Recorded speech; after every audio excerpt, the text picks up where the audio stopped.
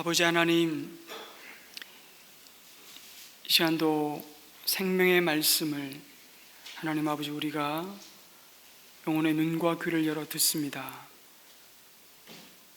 이 시간에도 우리 가운데 말씀하여 주실 때 그 말씀을 순전한 마음으로 신실한 믿음으로 받을 수 있도록 인도하여 주시옵소서. 전하는 자나 함께 이 말씀을 듣는 자나 한 가지로 진리의 영이신 성령께서 깨닫게 하시는 대로 또 우리의 삶을 그 말씀 위에 순종함으로 세워가는 은혜를 누릴 수 있게 도와 주시옵소서. 예수님의 이름으로 기도드립니다. 아멘.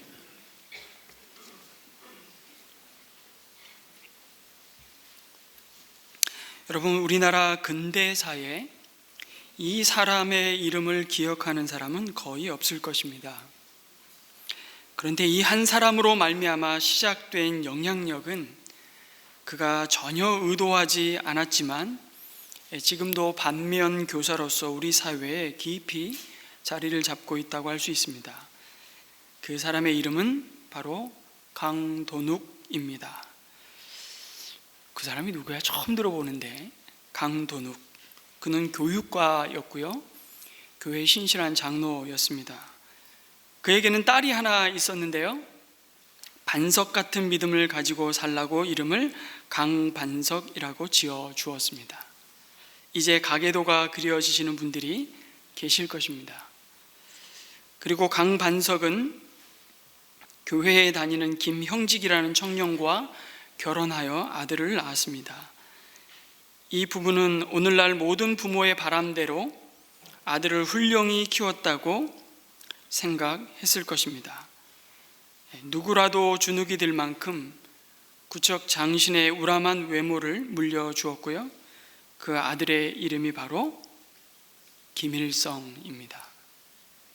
스탈린이 소련군 소좌인 그를 북한의 통치자로 임명할 만큼 지도력과 카리스마도 심어 주었습니다. 그러나 김형직과 강반석은 그들이 아버지로부터 물려받은 믿음을 아들 김일성에게 이어주지를 못했습니다.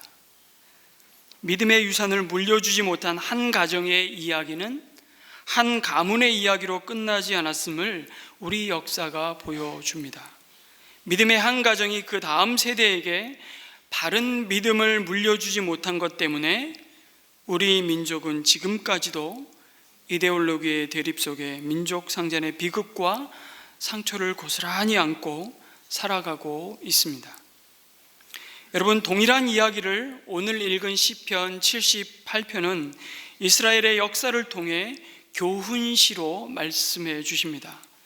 이스라엘은 이 세상의 어느 민족보다도 하나님의 특별한 사랑과 돌보심을 받았음에도 하나님으로부터 받은 은혜와 믿음을 다음 세대에 이어주는 데 실패했습니다. 그래서 세상에 하나님이 주시고자 하는 복의 통로가 되어야 할 그 민족이 오히려 하나님과 세상 사이를 가로막고 서 있는 걸림돌이 되었다고 말씀합니다. 그들이 다음 세대의 신앙의 유산을 물려주지 않고 헛된 영광을 구하며 하나님을 무시하고 자신의 소견에 옳은 대로 행함으로 어떻게 다음 세대가 망가지고 무너져서 세상의 조롱과 멸시를 받게 되었는지를 경고로 보여주십니다. 그것이 이스라엘의 역사였음을 시편 78편은 아주 길게 서사시로 우리에게 말씀합니다. 그리고 그것을 반면교사로 삼아 오늘 이 세대가 무엇에 희망을 두고 살아야 하는지를 보여주십니다. 하나님 앞에 이스라엘이 보여준 삶의 모습은 한마디로 그들의 삶의 자리에서 하나님의 기억을 지워버리는 반역이었습니다. 그들은 끊임없이 하나님을 시험하고 그들 가운데 행하셨던 하나님의 영광스러운 행적과 능력과 기적을 잃어버렸다고 말씀합니다. 시편 78편에 아주 자주 등장하는 단어들이 몇 가지가 있습니다. 기적, 또 기억, 그 다음에 잊어버렸다는 말을 아주 자주자주 반복해서 쓰고 있습니다. 여러분, 잊어버렸다, 잊었다는 말은 잠시 깜빡하는 단순한 건망증이 아니었습니다.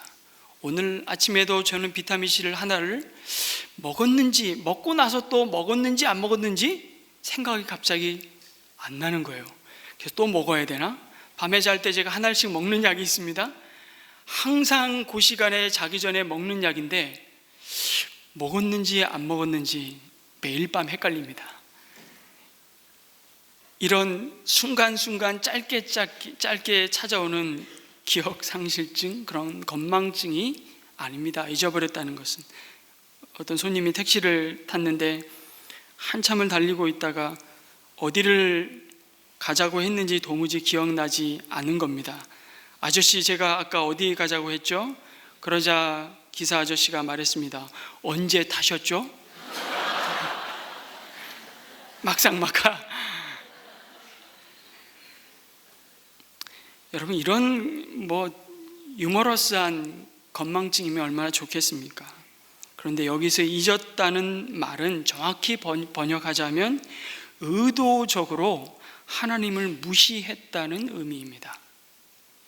눈에 보이지 않는 하나님보다 그들 육신의 눈으로 보기에 좋고 필요한 것들을 조차 그들의 마음을 빼앗겨 버렸습니다. 당장 그들이 서 있는 광야는 어떤 곳입니까? 결핍으로 인해 끝없는 욕망에 사로잡히는 땅이었습니다. 그래서 광야는 그들의 믿음의 시험대였습니다. 광야에서 그들은 하나님을 끝없이 시험했습니다. 그러나 여러분, 동시에 광야는 하나님이 그들의 믿음을 연단하고 시험한 땅이었습니다. 그들이 하나님을 광야에서 시험했지만 하나님 또한 그들의 믿음을 그 광야에서 달아보았습니다. 그들이 진짜 무엇에 희망을 두고 사는지, 그들이 이 광야에서 무엇을 의지하고 신뢰하고 사는지를 광야에서 하나님은 그들의 믿음을 달아보셨다는 것입니다. 그러면 시험하다라는 뜻은 달아보다는, 측량해 봤다는 겁니다. 신명기 8장에 그 말씀을 아주 소상히 밝혀주고 있습니다. 그리고 거기서 그들은 하나님의 자리에 우상을 가져다 놓는, 자리 바꿔치기 하는 배반의 역사를 반복했습니다. 하나님은 길없는 광야에서 구름기둥과 불기둥으로 친히 그들의 길잡이가 되셨고 그들을 혹독한 추위와 더위로부터 보호하셨습니다. 하늘에서 비처럼 내리는 천사의 음식인 만나를 배부르게 먹게 하셨습니다. 이 만나를 시편 78편은 천사의 음식이었다 얘기합니다. 그들이 이집트 땅을 떠나 어떻게 광야에까지 이르렀습니까? 그것은 이미 기적, 하나님의 은혜였습니다. 하나님의 은혜 아니고는 설명할 수 있는 것이 하나도 없었습니다. 그러나 그들이 마주한 광야에서 그들은 지나온 그 길들 위에 행하셨던 그 기적을 까맣게 잊었습니다. 그리고 불평과 원망과 자신의 필요를 채워달라고 하나님을 시험하였습니다. 하나님을 못 믿겠다는 겁니다. 자기들이 원하고 정해놓은 것을 하나님이 어떻게 주시고 해결하시는지 어디 두고 보자는 것입니다. 그렇게 하시면 하나님을 내가 믿어주고 인정하겠다는 교만의 극치가 바로 하나님을 시험하는 그들의 태도였습니다. 그 사실을 오늘 8절에서 시인은 이렇게 말합니다. 조상처럼 반역하며 고집만 부리는 세대, 마음이 견고하지 못한 세대, 하나님을 믿지 아니하는 세대였다고 말합니다. 그들은 여러분 시내산에 도착하자마자 금송아지를 만들어 거기에 절하며 그들의 마음을 달래고 그들의 불안함과 두려움을 극복하려고 했습니다. 광야에서 그들이 하나님께 보인 태도는 처음부터 끝까지 고집, 아집 그 자체였습니다. 무엇을 주어도 만족이 없었습니다. 그들은 끊임없이 하나님의 공급하심을 의심했습니다. 그럼에도 마침내 하나님은 그들에게 주마하고 약속하신 가나안 땅으로 들여보내시지 않습니까? 그러나 하나님의 은혜를 망각한 그들에게는 풍족한 가나안 땅이, 젖과 꿀이 흐르는 가나안 땅이 더욱 신속히 하나님을 등지고 떠나는 광야보다 더 광야가 되고 말았습니다. 결국 그들이 직면한 것은 하나님의 분노와 심판으로 약속의 땅에서 뽑혀 온 땅에 흩어지고 그들의 남은 날을 두려움 속에서 보내게 되었다고 33절에서 말씀합니다. 그 모든 것은 결국 애굽에서도 광야에서도 그리고 젖과 꿀이 흐르는 가나안 땅에서도 그들과 함께 계셨으며 그들 가운데 일하셨던 하나님을 믿지 않는 불신의 결과였습니다. 사사기 2장 7절에 보니까 가나안 땅에 정착한 이스라엘 백성이 어떤 모습이었는지를 이렇게 설명합니다. 우리 한번 같이 볼까요? 시작. 온 백성은 여호수아가 살아있는 동안 주님을 잘 섬겼다. 그들은 여호수아가 죽은 뒤에도 주님께서 이스라엘에게 베푸신 큰 일을 모두 눈으로 직접 본 장로들이 살아있는 동안에는 주님을 잘 섬겼다. 그리고 이어지는 10절은 이렇게 말씀합니다. 제가 읽겠습니다. 그리고 그 세대의 사람들도 모두 죽어 조상들에게로 돌아갔다. 그들이 죽은 뒤에 새로운 세대가 일어났는데 그들은 주님을 알지 못하고 주님께서 이스라엘을 돌보신 일도 알지 못하였다. 이렇게 말씀합니다. 그럼 어쩌다가 이렇게 되었습니까? 출애굽 1세대가 그 믿음을 이어주는 일에 실패했기 때문입니다. 여호수아와 함께 광야를 통과했던 출애굽 1세대는 비록 광야에서 40년을 뺑뺑이 돌며 연단의 시간을 보냈지만 날마다 하나님과 동행하면서 하나님의 영광을 보았습니다. 그래서 삶이 기적이고 기적이 삶이었던 그런 세대였습니다. 그런데 그래도 1세대는 하나님께 그렇게 따지고 불순종하며 원망과 불평을 늘어놓았어도 하나님을 알았습니다. 하나님을 몸으로 경험했습니다. 그런데 가나안 땅에 들어온 이 세대들은 가나안 땅에 발을 들여놓는 순간 천사의 음식 하늘의 만나도 그쳤고요, 부모 세대가 광야에서 누렸던 모든 기적은 이제 그것에 대한 이야기로만 전달받았습니다. 하나님이 그 메마른 광야에서 베푸셨던 은혜에 대해서 그들은 경험이 아닌 정보로 들었을 뿐입니다. 하나님을 알지 못했습니다. 하나님에 대해서만 알았을 뿐입니다. 하나님을 학습을 통해 배운 것이죠. 그런데 그 세대가 지나고 또 그 다음 세대, 근데 개역 개정에는 그 다음 세대가 다른 세대라고 말합니다. 이상한 세대가 출현한 겁니다. 하나님에 대해서조차 알지 못한 세대, 이전의 믿음의 세대와는 다른 세대가 출현했습니다. 그들은 이미 가나안 땅의 삶에 완전히 길들여져 버렸습니다. 심각할 정도로 동화되어 버렸습니다. 그들에게 출애굽 1세대가 겪은 광야에서 만난 하나님의 이야기는 그저 신화와도 같은 이야기일 뿐이었습니다. 그들은 하나님을 알지도 못했고 하나님에 대해서도 알지 못했습니다. 그들은 안타깝게도 하나님을 경험하지 못했고 학습하지도 못했습니다. 하나님이 주시는 은혜가 무엇인지를 전혀 알지 못하는 영적으로 참 무지한 세대였습니다. 그래서 이 세대를 사사기는 한마디로 이렇게 정의합니다. 그들에게 왕이 없으므로. 왕이 없었어요 진짜? 아니요, 유일한 왕 되신 하나님이 그들과 함께 여전히 함께 하셨음에도 불구하고 그 세대는 왕이 없으므로 자기 소견에 옳은 대로 행하였더라. 그 세대는 결국 가나안 땅에서 이집트와 다를 바 없는 이방인의 종살이로 전락하고 하나님을 두려워하지 않는 세상의 조롱과 멸시의 대상이 되고 맙니다. 그래서 하나님은 이 세대가 이스라엘의 이 어리석은 역사를 반복하지 않기를 간절히 소원하시면서 이 시편 기자의 입을 통해 오고 오는 믿음의 세대가 무엇에 희망을 걸고 살아야 하는지를 가르치셨습니다. 그것은 딱 하나입니다. 딱 하나. 7절이 말씀합니다. 그들이 희망을 하나님께 두어서 하나님이 하신 일들을 잊지 않고 그 계명을 지키게 하시는 것이었습니다. 어떻게 다음 세대를 하나님께 희망을 두는 믿음의 세대로 세울 수 있겠습니까? 그것은 믿음의 앞선 세대가 이 믿음의 전수를 위해 대가를 지불하는 삶을 살 때 비로소 시작됩니다. 그 일은 믿음의 앞선 세대가 하나님의 말씀으로 다음 세대를 가르치고 그 말씀에 순종하여 믿음의 본을 보여주고 전수하는 일에 그 우선순위를 놓치지 않는 데서부터 시작됩니다. 여러분,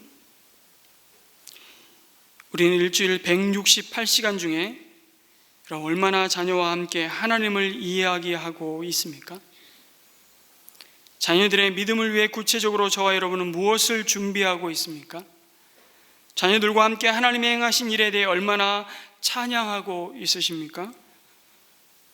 나는 오직 주일에 딱 1시간 우리 자녀들을 어린이교회, 청소년교회에 맡기면 그것으로 부모의 의무를 다했다고 생각하시면 정말 우리는 심각한 직무유기를 하고 있는 것입니다. 교사 목자들에게 모든 책임을 떠넘기시고 신앙의 전수 1번지를 그 자리를 양도하신다면 우리 미래 세대는 이 교회를 곧 조만간 박물관으로 바꾸고 말 것입니다. 우리는 그 현실을 이미 유럽의 수많은 교회를 통해서 보고 있습니다. 우리는 애써서 우리 자녀들을 고등학교까지 공부시키고 대학을 들어가면서 학교와 함께 우리 자녀들을 교회를 졸업시킬 것입니다. 그들은 더 이상 하나님께 희망을 두지 않을 것입니다. 아이들의 가슴에 더 이상 하나님의 자리는 없을 것입니다. 왜냐하면 그들은 본대로 따라하기 때문입니다. 부모가 하나님의 말씀인 성경으로 우리 자녀를 가르치는 일에 그 어떤 대가도 지불하지 않고 있다는 것을 잘 알기 때문입니다.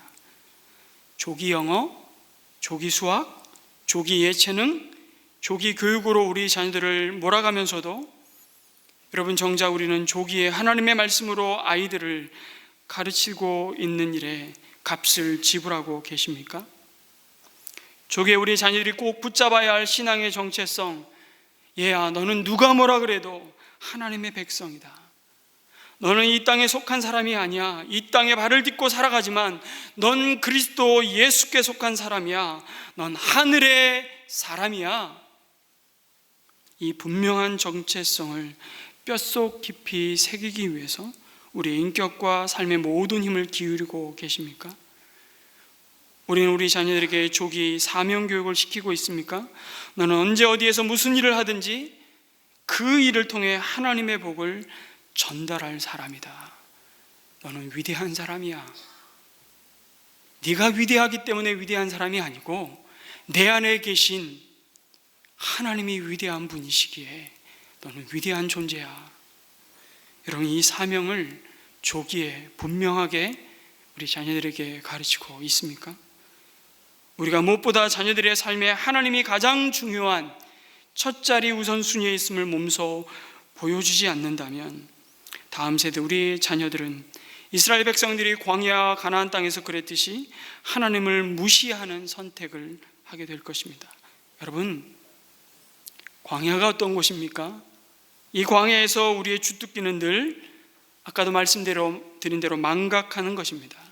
우리가 얼마나 쉽게 하나님이 주신 은혜를 잊어버리는지 모릅니다. 광야는 끊임없이 생존이 위협당하는 땅입니다. 그런데 그 광야에서 믿음의 세대가 생존이 아닌 하나님이 주신 소명에 희망을 두고 살라고 이 말씀을 주고 있는 것입니다. 우리의 소명이 뭡니까? 하나님의 말씀으로 하나님의 사람을 세우는 것입니다. 그것이 그 다음 세대에게 믿음의 본을 삶으로 보여주는 길이라고 가르치십니다. 어째서 출애굽 다음 세대가 그렇게도 신속히 그 믿음의 길을 떠났을까요? 그 부모 세대가 광야에서 거듭거듭 하나님을 시험하고 계속해서 불만과 원망을 쏟아놓는 모습을 그들이 보았기 때문입니다. 생존 때문에 하나님이 그들에게 주신 소명을 망각했던 부모의 모습을, 믿음의 앞선 세대의 모습을 그 자녀들은 보았습니다. 그리고 그 다음 세대는 그들이 가르친 대로가 아니라 보여준 대로 행하였던 것입니다. 어떤 엄마가 집에 손님을 초청하였습니다. 아마 교회 손님이었던 것 같습니다. 식사를 대접하던 중이었습니다. 엄마가 6살 된 딸에게 오늘 식사 기도를 내가 한번 해볼래? 그러자 딸이 몹시 난처해하며 엄마, 난 기도할 줄 모르는데요. 거부하는 겁니다. 엄마가 딸에게 그냥 엄마가 평소에 하던 대로 하면 되지. 그러자 딸아이가 잠시 생각하더니 기도를 합니다. 하나님, 왜 자꾸 우리 집에 귀찮은 손님들이 많이 올까요? 그 다음은 말 안 하겠습니다. 너무 창피하니까. 우리들의 자녀들은 부모의 발바닥에 때가 있는지 없는지 다 보고 있습니다. 성도들은 목사가 진짜 하나님을 사랑하는지 다 보고 알고 있습니다. 목사만 모르고 있는 것 같아요. 목오는 목자들이 자신들을 위해 정말 기도하는지 다 알고 보고 있습니다. 우리 다음 세대는 우리가 가르친 대로가 아닌 우리가 보여준 대로 말하고 행할 것입니다. 오늘 저와 여러분이 그리스도를 위해 드렸던 그 섬김과 그 수고와 희생의 발자국을 따라서 한 아이가 그리고 한 가문이 그리고 한 공동체가 마침내 한 민족이 세워지게 될 것입니다. 이것을 생각할 때 오늘 저와 여러분의 삶이 반면교사가 아닌 정면교사의 길을 가기 위해 돌아보고 진지하게 조정되어야 할 신앙의 모습이 여러분 무엇입니까? 하나님 앞에 물으시기 바랍니다.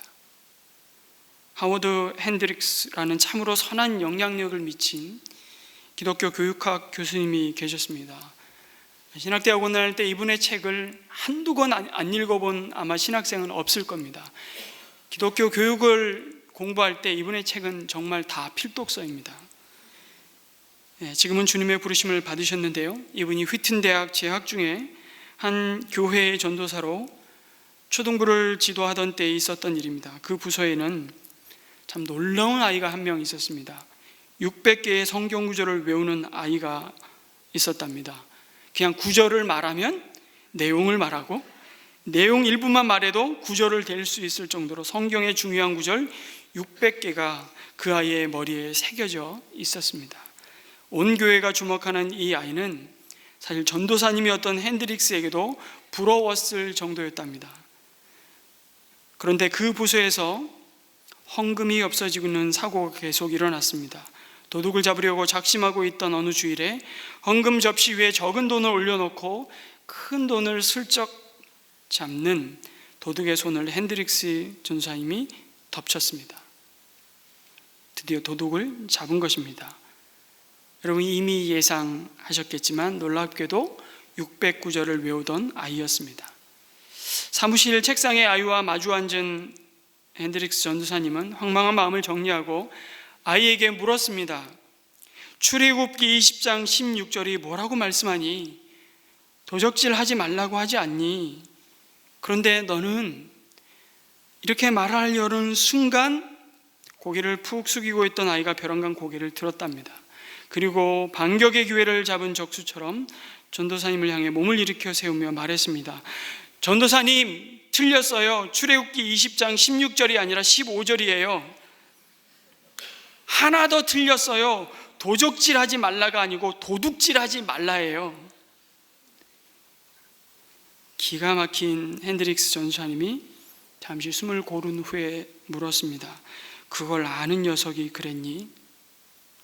넌 내가 뭘 잘못했는지 알기나 하니? 아이는 작은 소리로 이렇게 대답했습니다. 들켰잖아요. 들켰잖아요. 그 말은 들키지만 않았으면 아무런 문제도 안 됐을 텐데라는 마음과 이제 이렇게 들켰으니 내가 잘못한 것을 굳이 물어서 뭐 하시냐는 생각일 수도 있습니다. 여러분, 이 아이에게 부모와 교회가 성경의 지식을 가르쳤는지는 모르겠지만 그 부모와 교회는 성경으로 그 아이를, 그 인격을, 그 사람을 가르치지는 않았던 것입니다. 늘 결핍과 생존의 위협이 기다리는 광야에서 그 생존을 위해 소명을 버리는 자의 모습을 보여주었던 것입니다. 그 결과였죠. 예배당에서 아무리 좋은 설교 듣는다고 좋은 성도가 되지 않습니다. 아이들이 좋은 주일학교 다니면 자동적으로 믿음이 자란다고 생각하면 큰 착각입니다. 그건 우리도 마찬가지입니다. 배운 말씀을 집으로 가져가서 우리 자녀들과 함께 한 주간 동안 끊임없이 적용하고 활용하지 않으면 우리는 여전히 말씀으로 사람을 가르치는 자들이 아니라 사람들에게 성경을 가르치는 자들로만 남을 것입니다. 지식. 예수님은 단 한 번도 시편 연구 이런 식의 성경 공부를 인도하신 적이 없으셨습니다. 하나님의 말씀으로, 아니 그분 자신이 말씀 자체이셨고 그분 자신이 사람을 가르치셨습니다. 누구보다 이 일에 저 자신부터 깊이 회개합니다. 여러분들은 자녀들과 함께 말씀의 주제를 가지고 대화하십니까? 우리는 목장에서 하나님이 우리에게 베푸신 은혜를 기억하며 그 주제들을 가지고 서로의 삶을 세워 가십니까? 하나님께 우리 가족이 들었던 말씀을 한 주간 동안 우리 가족들의 삶 속에 어떻게 적용해야 하고 어떻게 순종해야 할지를 순간순간 물어보시기 바랍니다. 자녀들과 함께 기도할 때마다 들었던 말씀을 가지고 기도 속에 그 말씀을 녹여서 그 말씀을 넣어서 기도하십시오. 바로 그 자리가 은혜를 망각하는 자리에서 거룩한 기억을 유산으로 물려주는 자리가 될 것입니다. 우리는 보통 우리의 다음 세대가 우리의 희망이라고 말합니다. 그래서 우리 가정마다 우리 부모들이 자녀들에게 쏟는 정성은 정말 눈물겹습니다. 우리의 자녀들을 그들의 세대에서 뒤처지지 않고 경쟁력을 갖춘 사람들로 세우기 위해 우리 부모님들은 엄청난 에너지를 소모하고 있습니다. 너희들 아니? 알아야 돼. 무엇을 물려주시려고 합니까? 시인은 주님의 영광스러운 행적과 능력과 그가 이루신 놀라운 일들을 미래의 세대에 전수하는 것에 희망을 두라고 말씀하십니다. 믿음의 전수를 위해 어떻게 해요? 하나님이 하신 일들을 기억하도록 그것을 주신 말씀으로 사람을 가르치는 것입니다. 내가 너를 어떻게 키웠는 줄 알아? 내가 너 때문에 어떤 대가를 지불했는지를 알아? 자꾸 그 인생의 주어 자리를 하나님에서 자신으로 바꿔치기 하지 마세요. 당신을 통해서 하나님이 우리에게 맡겨주신 내 소유가 아닌 하나님의 소유인 그 자녀를 가르치고 먹이고 양육해 하셨음을 기억하시기 바랍니다. 그래야 본전 생각 안 나십니다. 그래야 하나님 앞에 갔을 때 우리 정말 할 말이 있는 사람들로 설 것이에요. 믿음의 이야기를 전수하기 위해 삶으로 본을 보여주는 것입니다. 이것이 하나님께 희망을 두는 삶입니다. 여러분, 예수 그리스도만이 우리의 희망이십니다. 제가 참 닮고 싶은 목회자 중에 한 분인 세대로 교회를 목회하시는 양승원 목사님 만난 한 분의 이야기를 전하고 싶습니다. 제가 양승원 목사님 좋아서 참 많이 쫓아다녔거든요. 그분이 하는 모든 강의는 다 쫓아서 듣고, 어쩜 오늘 이 말씀을 준비하며 저에게 참 큰 영향을 미친, 이제 곧 은퇴를 그분도 앞두고 있는데, 이분이 만난 한 분의 이야기를 마지막으로 전하고 싶습니다. 여러 차례 나눴던 분의 얘기이고 또 이분의 이야기를 이미 기억하시는 분들도 계시겠지만, 다시 드리고 싶은 이유는 하나님께 희망을 두는 삶이 무엇인지를 선명히 우리에게 반면교사로 보여주기 때문입니다. 강 집사님이라는 분인데요, 이분도 강씨예요. 강씨가 지금 천국에 이분도 계십니다. 이분은 위암으로 세상을 떠나셨습니다. 세상을 떠나시기 얼마 전에 이 목사님이 병상을 찾아갔답니다. 그때 강 집사님이 목사님에게 이런 얘기를 하더랍니다. 목사님, 제가 목사 아들이란 사실을 아셨습니까? 목사님 좀 깜짝 놀라셨어요. 그러실 리가요. 집사님 우리 교회에 오셔서 예수님 영접하시고 집사직분 받으셨고 이제 막 구원의 즐거움으로 주님을 섬기고 있는 것으로 내가 알고 있는데 집사님이 목사님 아들이시라뇨. 좀 놀란 양 목사님에게 강 집사님이 자신의 얘기를 시작합니다. 제 부친은요, 복음 전파가 어려운 지역을 골라 개척교회만 하시던 목사님이셨습니다. 허구한 날 우리는 굶고 헐벗었습니다. 매일 아침 아버지는 우리를 붙잡아 놓고 가정 예배를 드렸는데 가정 예배의 결론은 매일 같았습니다. 얘들아, 예수님을 붙잡으면 다 붙잡는 것이고 너희들이 예수님을 놓치면 다 놓치는 거다. 저는 그 말이 너무나 지겨웠습니다. 난 우리 아버지의 말이 틀렸다는 사실을 증명하고 싶었습니다. 그것이 언제나 제 삶의 목적이었습니다. 그래서 어린 시절에 저는 교회와 집을 뛰쳐나왔고 고학을 했습니다. 그리고 저는 어렵게 대학에 들어갔고 노력해서 외무고시에 합격을 했습니다.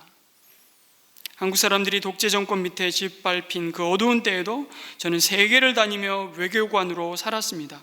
오직 저의 꿈은, 저의 희망은 우리 아버지가 나를 키운 것처럼 나는 내 자식을 그렇게 키우지는 않겠다는 것이었습니다. 최고의 음식, 최고의 집에서 최고의 교육으로 최고의 삶의 여건과 환경을 만들어주고 최고의 옷을 입히면서 나는 정말 그 아이들에게 최고의 것만을 주었습니다. 그리고 그 아이들은 지금 외국의 유수한 대학의 교수로서 명성을 떨치고 있습니다. 그런데 저는 생각했습니다. 아버지 보셨죠? 예수 없이도 나는 해냈습니다. 그런데 제가 이제 하나님 앞에 서야 할 입장이 되어보니 이건 아니라는 생각이 들었습니다. 고치지 못할 병이 들었던 것이죠. 이제 얼마 안 있으면 세상을 떠나야 한다는 것을 알고 있습니다. 가만히 생각해 보니까 나는 천국에서 깨어나겠지만 우리 아이들은 천국과 관계가 없을 것 같습니다. 그래서 아이들에게 국제 전화를 했습니다. 얘들아, 예수님을 붙잡으면 다 붙잡는 거고 예수님을 놓치면 다 놓치는 걸 안다. 저쪽에서 아이는 제가 하는 낯선 말에 당황하며 이렇게 대답했습니다. 아버지, 많이 약해지셨나 보네요. 평소에 안 하시던 말씀을 다 하시고요. 나의 가난뱅이의 아버지는 제게 가장 중요한 것을 주고 가셨지만 부자 외교관 아버지인 저는 자식들에게 정말 중요한 것을 넘겨주지 못하고 떠나야 할 것 같습니다. 그것이 정말 가슴이 아픕니다. 나는 내 아이들에게 아무것도 해준 것이 없다는 것을 깨닫습니다. 우리 아버지가 옳았습니다. 그렇게 어렵게 그의 가슴 아픈 속내를 털어놓더라는 것입니다. 사랑하는 성도 여러분, 우리는 이 광야와 같은 세상에서 무엇에 희망을 두고 사십니까? 하나님께 소망을 두고 사는 자를 오늘도 하나님은 기억하십니다. 오늘도 주님의 영광스러운 행적과 그분의 능력과 그가 이루신 놀라운 일들을 미래 세대에 이어주는 그 바톤을 전달해주는 이 복음의 통로로 사용하시겠다고 말씀하십니다. 이미 받은 은혜를 기억하며 생명의 말씀으로 사람을 가르치며 그 삶을 순종의 본으로 보여주므로 우리의 남은 생애가 정말 복음의 영광과 가치를 드러내는 그런 삶으로 드려지기를 주님의 이름으로 축원합니다. 아멘.